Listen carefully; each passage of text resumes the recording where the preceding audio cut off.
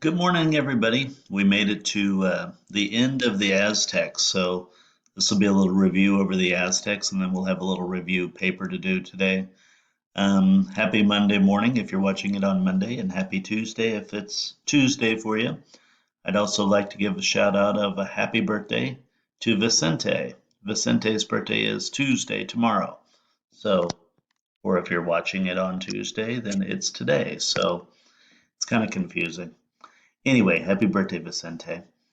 The Aztecs, as we saw, they lived right here in the middle of Mexico, right in this area, right where Mexico City is now.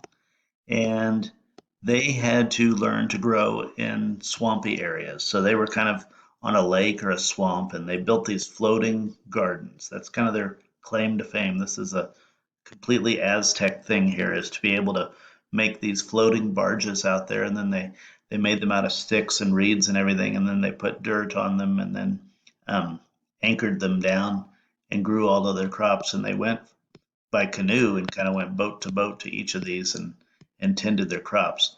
So that is how they farmed. So there's probably always going to be a question. If we were taking a test, the test question would have been, how did they have to adapt to their land? Just like all of these people adapted to their land, the way that the Aztecs adapted was by having floating flower beds or gardens that they were able to go and farm on. So what do we know already is that they started in the 1200s and they went all the way up to like 1600. They were right there in the middle of Mexico. They were hunters, gatherers, and farmers. And um, as they started in northern Mexico and then moved down into where they are, where we're talking about them in that swampy area. They were in what's called the Valley of Mexico, and they had a bunch of little city states. So it was all one big area, but little city states along the way, kind of like Greece. And this was where the most fertile soil was. So that's kind of why they settled in that middle area. Their main god was the Aztec sun god, and so they kind of followed that direction of the sun and ended up where they were. They basically farmed for a living and hunted and gathered, and um, they adapted, like we said. They didn't really have any neighbors right next to them, but the Mayans weren't too far away. They the whole thing here is about adapting to their land, and so they built these wooden things that I talked about, these floating flower gardens, and they're called chinapas, raised garden beds in the lake. So they did have a good food supply because the food grew excellent here because they had water right next to it, and um, it was easy to water these crops.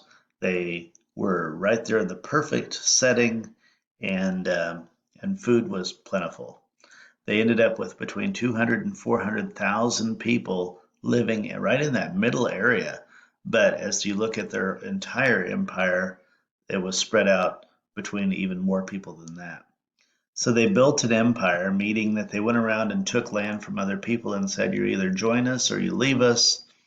And when you build an empire, it's not always the most pretty thing. So they were fierce warriors. In fact, we're going to talk here in a minute about the boys' main schooling was to become a warrior. And by the time that their empire was settled, they ended up between 6 and 12 million people in Aztec rule. And so they conquered each person. And as they conquered, one of their things here for the Aztecs is this word called tribute, meaning when they took over a place, they would make that place pay them a tribute. And normally it was food or jewelry, corn, gold, or jade, is what it says. So that would kind of be like if I had an empire and I went and took over Parkville and we came in there. You are part of my army, welcome. And we went over there and we took over Parkville. We would make Parkville pay us a tribute and say, you know what, we took you over, now you're part of us, and we're going to need some gold. And then they would hand us a little bit of gold, and we'd be like, no, not enough. You need to give us even more. So that's the way it went. Now, the tributes weren't bad until a little bit later, whenever they ended up with a different empire or a ruler of their empire, which we'll talk about here in a minute. And that's whenever things started going downhill.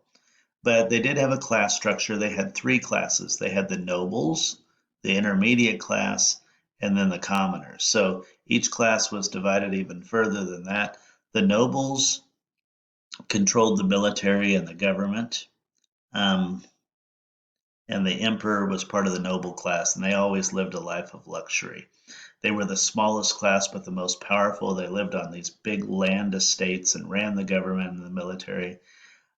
Priests were part of the noble class, and below the noble class was the intermediate class, which were merchants. These were like store owners, and then skilled artists. So two people were part of the intermediate class. I call that kind of like the middle class there, which was store owners and artists. And then finally, the biggest class was the commoners. And most commoners were farmers, fishermen, craftspeople, and soldiers. So commoners made up the biggest part. Commoners either owned their own land to farm or they farmed the nobles' land, one of the two, but they were pretty much just farming or fishing. Um, and then the very bottom of that group of the commoners were slaves, and the slaves did all kinds of different tasks. Typically, a slave was somebody who was taken over in battle, so they made them like a prisoner of their war.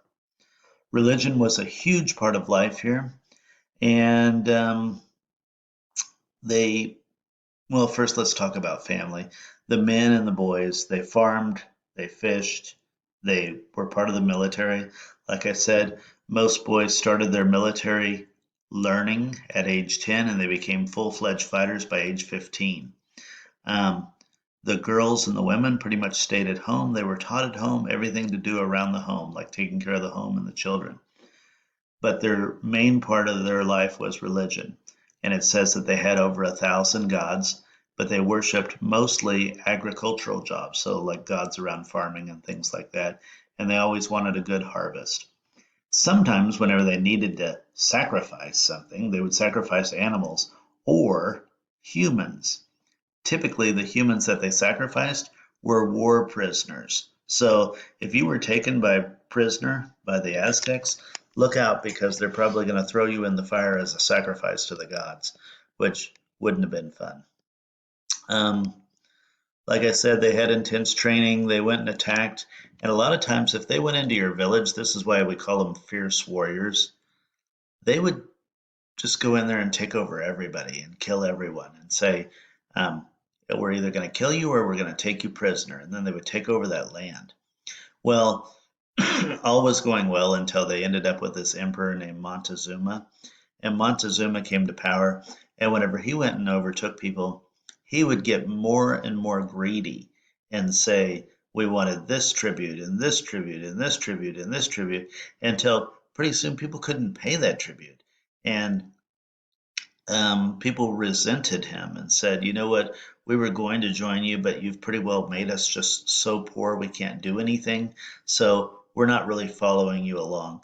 And so he started to lose a little bit of power there. And then finally, whenever the Spanish came and landed on their land, Cortez showed up with his army and they said, Montezuma, let me talk to you. Montezuma's like, oh, I'll go fix this. I'll go talk to these people and tell them to move on.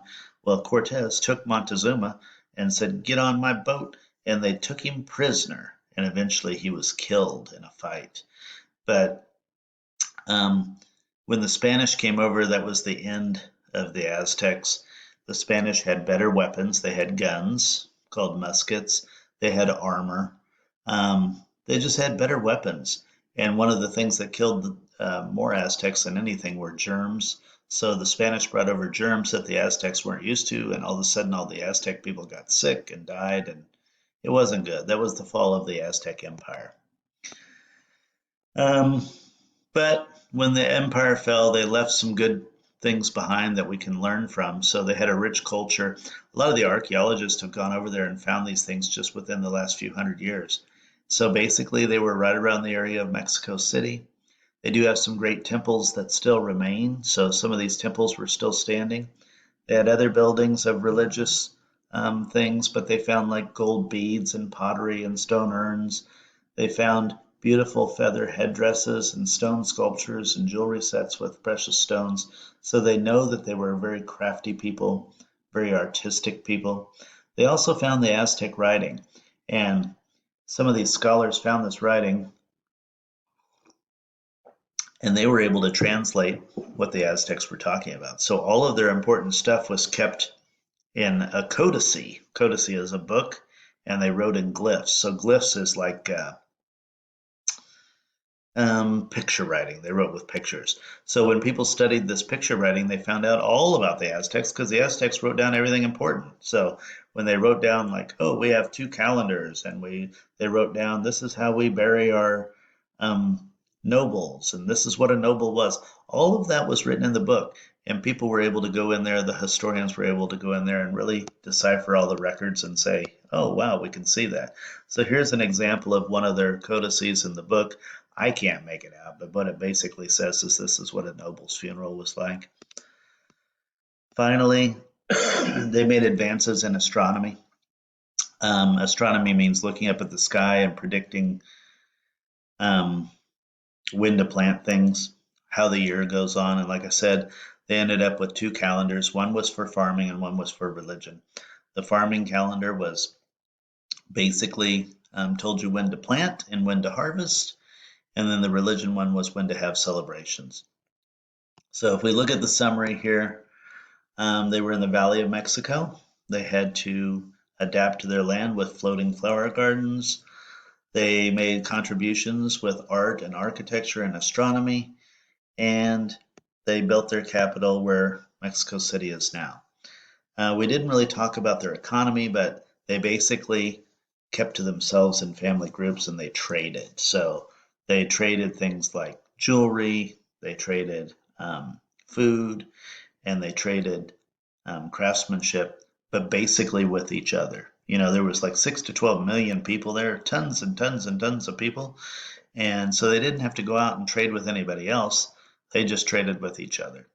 So that's pretty much it. Now today you're going to get to do this page, which we've done for both the Aztecs, or I'm sorry, the Mayans and the Incas. See this column over here? You're only doing the Aztec column.